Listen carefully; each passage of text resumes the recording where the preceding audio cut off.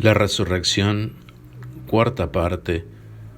Jesús se aparece a dos discípulos que iban camino de Emaús. Las apariciones descritas sucedieron en la madrugada del día de la resurrección y en las cercanías del sepulcro. Dos de las que ahora vamos a referir ocurrieron aquel mismo día por la tarde, la tercera 8 días después. El episodio en que fueron parte los discípulos de Emaús y que San Marcos refiere en brevísimas líneas es uno de los relatos más bellos del tercer evangelio y a la vez contiene una de las pruebas más convincentes de la resurrección de nuestro Señor. Por desgracia, la identificación de la aldea de Emaús, que ocupa aquí lugar tan importante, ha suscitado muchas controversias. Nada menos que a unas 10 localidades distintas se ha atribuido el privilegio de haber gozado de la presencia del Salvador resucitado. De ellas, 2 solamente merecen discusión seria. La antigua Nicópolis, hoy Amós, situada a unos 30 kilómetros de Jerusalén, en el camino de esta ciudad a Jaffa, y la aldehuela actual de Cubeibé, igualmente al noreste, pero a solo 11 kilómetros de la ciudad santa. Una tradición que se remonta a los siglos III y IV, cuyos testigos principales en los tiempos antiguos son Eusebio y San Jerónimo, favorece a Amós. La que coloca a Emaús en Cubeibé no pasa de la época de las cruzadas. La mayor dificultad proviene de la distancia que al principio de su narración pone San Lucas entre Emaús y Jerusalén, en tanto que algunos manuscritos antiguos del texto griego hablan de 160 estadios, que equivalen a unos 30 kilómetros. Otros, en mayor número, solo hablan de 60, algo más de 11 kilómetros. La primera de estas lecciones favorece a Amós Nicópolis, la segunda a Cubeibé. Pero además se dice en esta narración, y no es para olvidado, que los 2 discípulos, apenas los dejó Jesús, se apresuraron a volver a Jerusalén, donde hallaron a los apóstoles reunidos en el cenáculo. Habrían llegado a tiempo si partiendo de Amós a la caída de la tarde hubiesen tenido que andar 30 kilómetros.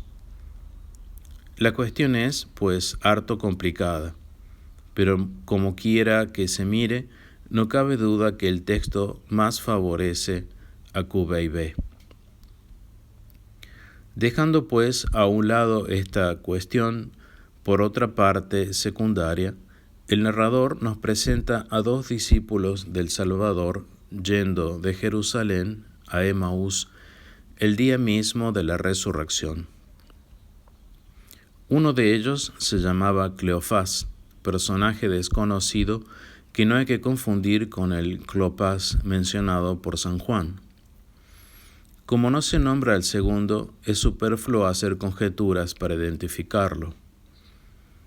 Por el camino conversaban sobre los extraordinarios acontecimientos de los últimos días y se esforzaban por hallarles una explicación. Mientras así conversaban, les alcanzó otro viajero que al parecer iba también de la ciudad santa. Por algún espacio caminó en silencio a par de ellos. Una virtud sobrenatural semejante a la que debió de influir sobre María Magdalena cerca del Santo Sepulcro les impidió reconocerle, a no ser que se prefiera tomar a la letra lo que dice San Marcos, que Jesús se les apareció en otra forma, es decir, con un rostro transformado y transfigurado por la resurrección. Luego, volviéndose hacia ellos, les preguntó cortésmente: ¿qué pláticas son esas que traéis entre vosotros caminando, y por qué estáis tristes? Todo en ellos, no solo el lenguaje, sino también su continente, y en especial sus rostros, manifestaba profundísima tristeza. Le respondió Cleofás con extrañeza: Tú eres el único forastero venido a Jerusalén para la fiesta de la Pascua, que no sabes lo que ha pasado allí estos días.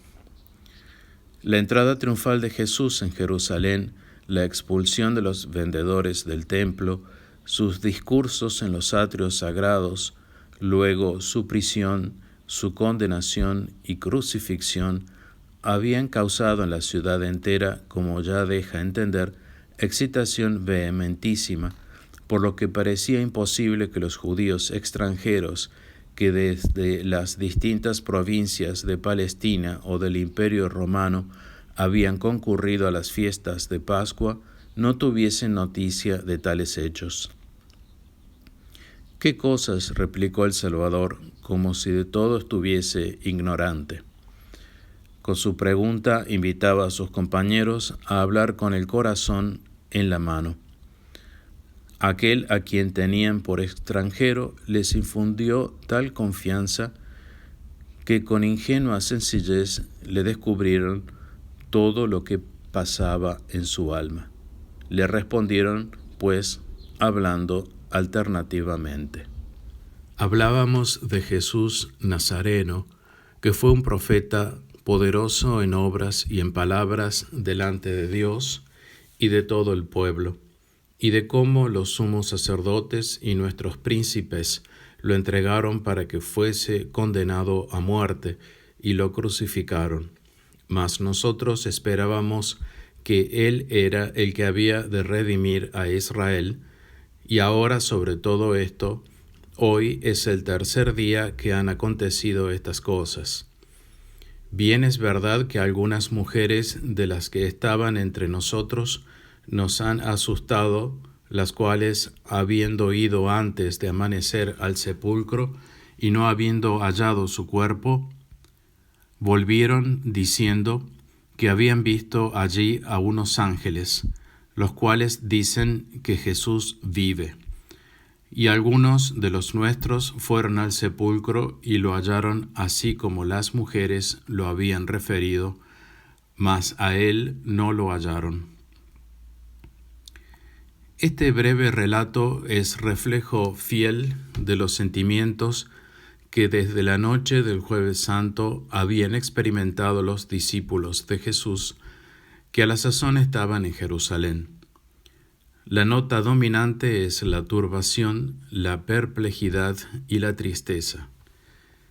¿Qué había de cierto en aquellos acontecimientos? ¿Qué podían esperar ellos después de tal derrumbamiento de las más caras esperanzas que habían fundado en Jesús? Con todo, había algo que aún permanecía firme, un amor ardiente a nuestro Señor, una gran unión entre sus fieles partidarios y una vaga esperanza de que el porvenir traería, si no el establecimiento del reino mesiánico, por lo menos su preparación.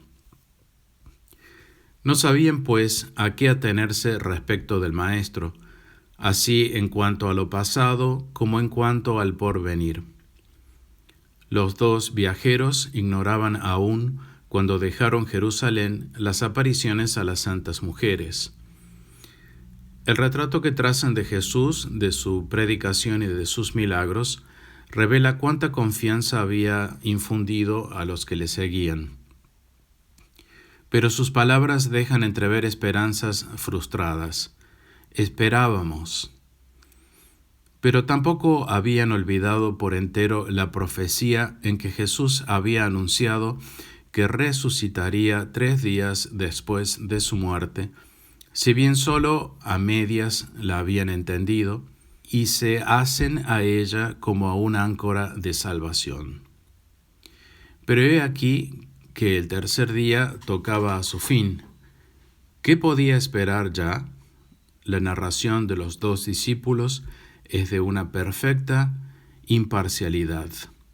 a él no lo hallaron. Tal es su trágica conclusión. Jesús escuchó a sus compañeros de viaje sin interrumpirles. Cuando cesaron de hablar, les dijo con tono entre severo y bondadoso: «Oh necios y tardos de corazón, para creer todo lo que dijeron los profetas. Por ventura no convenía que el Cristo padeciese estas cosas y que así entrase en su gloria». Hartas veces lo hemos visto en el discurso de la vida pública del Salvador, y también después de su prisión en Getsemaní, ni los apóstoles ni los demás discípulos habían entendido esta necesidad de humillaciones y padecimientos de parte del Mesías, aunque su maestro con frecuencia se la había recordado. De los vaticinios relativos al Mesías, solo habían entendido, como la mayor parte de sus compatriotas, los que se referían a sus glorias y triunfos. Nuestro Señor tuvo a bien exponer su grandiosa tesis, repasando todos los pasajes mesiánicos del Antiguo Testamento que a él se referían.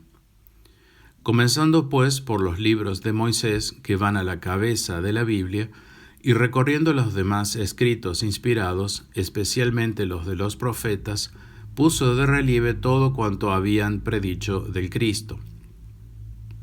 ¿Cuánto diéramos por haber asistido a este curso de sublime exégesis? Se adivina el consuelo que con estas explicaciones claras y persuasivas recibirían aquellos discípulos que las escuchaban con gozosa atención.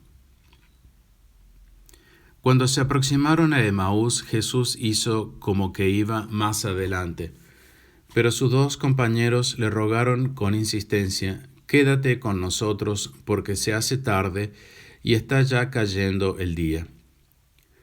Le convidaban a pasar la noche con ellos, ya en su casa, si residían en Emaús, ya en la posada en caso contrario. Jesús aceptó y se sentó a la mesa con ellos. Cuando se les sirvió de cenar, haciendo el oficio de padre de familia, como tantas veces lo había hecho con sus apóstoles, tomó un pan, pronunció sobre él la fórmula ordinaria de bendición, lo partió con sus manos y dio una parte a cada uno de los otros dos comensales. Sin razón suficiente han supuesto algunos que lo consagró antes de ofrecérselo. En aquel punto, dice el evangelista, se abrieron sus ojos y reconocieron a Jesús. Pero ya no les fue dado gozar por más tiempo de su presencia, pues al instante desapareció, como en sus precedentes apariciones, en virtud de la agilidad que poseía ahora su carne, resucitada, exenta ya de las leyes ordinarias del espacio y de la gravedad. Cuando los dos dichosos discípulos recobraron su serenidad, se comunicaron sus impresiones. Por ventura no ardía nuestro corazón dentro de nosotros cuando en el camino nos hablaba y nos explicaba las Escrituras. Al principio no se habían percatado de ello. Ahora ya sabían que era efecto de la presencia de su amado Maestro. Aunque era ya de noche, precisamente por esto habían convidado a Jesús a quedarse con ellos. Al punto toman el camino de Jerusalén para contar a los apóstoles el gran hecho que acababan de presenciar.